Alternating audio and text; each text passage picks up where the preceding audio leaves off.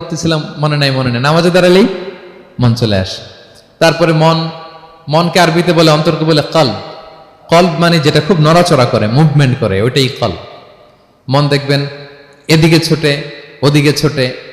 ওই যে আমরা ছোটবেলায় একটা গান শুনতাম, গানটা হচ্ছে পাগল মন, মন কেন এত কথা বলে।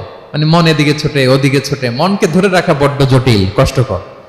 তো এটা স্বাভাবিক। অনেকেই বলে, হুজুর আমার মন থাকে না নামাজে, একাগ্র চিত্তে নামাজ তো আদায় করতে চাই, কিন্তু মনটাকে ধরে রাখা যায় না। তো কিভাবে এই খুশু খুদু সাবমিসিভনেস আপনি কিভাবে বাড়াবেন, এটাও বিষ্ণু ইসলাম আমাদেরকে ইনস্ট্রাক্ট করেছেন, গাইড করেছেন। কিভাবে এই খুশুটা আসবে, অন্তরের মধ্যে একাগ্রতা আসবে। এক নম্বর পদ্ধতি হচ্ছে খুশু খুদু বাড়ানোর। সালাতে যখন আপনি দাঁড়াবেন, বিষ্ণু বলেন সল্লু সলাতান মুআদ্দিয়া।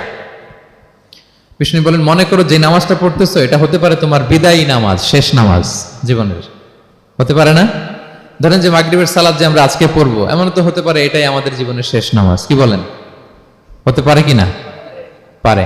আমরা কে কখন চলে যাব আমাদের তো জানা নাই।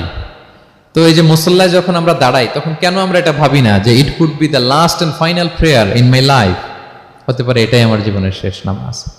এটা যদি আপনি ভাবতে পারেন, তখন দেখবেন ঠিকই আপনার একাগ্রতা, সাবমিসিভনেস এটা বাড়তেছে।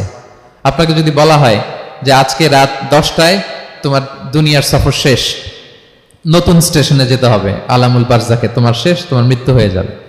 আজকে যে মাগরিব আর এই যে এশা আর যে তারাবির সালাত, এটাই তোমার লাস্ট নামাজ, যাও এটাই তোমার লাস্ট চান্স। এটা যদি আজকে আমরা জানি, এই হলরুমে যারা আছি, যদি এটা জেনে যায় যে আজকের তারাবিটাই শেষ তারাবি, শেষ সুযোগ, বলেন তো আমাদের অবস্থা কি হবে?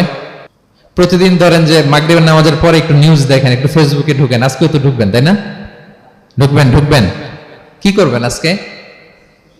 আল্লাহ সব বাদ দিয়ে অজু করে আতর মেখে জায়নামাজটা ভিজিয়ে দীর্ঘ কিয়ামুল লাইল করবেন, সিজদায় পড়ে চোখের পানি দিয়ে জায়নামাজ ভিজিয়ে দেবো।